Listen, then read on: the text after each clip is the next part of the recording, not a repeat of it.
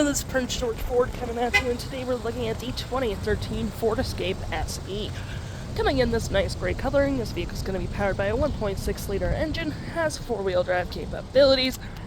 Taking a look at the back here, we do get dual exhaust. You got a little roof spoiler there. We got some nice chrome accents along this vehicle with mud flaps on the rear. And front, we do get a nice black hood deflector on the front here as well, with that lovely Ford grille. Taking a look in the back here, we do get quite a bit of cargo space, which has tons of hooks and doodads. You got lights, can collapse your last row if you need additional storage, cargo cubby hole with the additional storage below with a spare tire.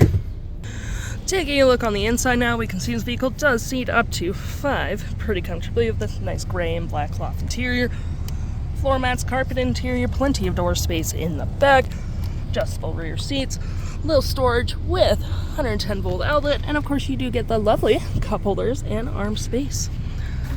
Taking a look at the driver's side now, we can see here we have a manual driver's seat with a storage below, same cloth interior we saw in the back there, plenty of door space up front, powered windows, mirrors, locks, lights, all on your left hand side.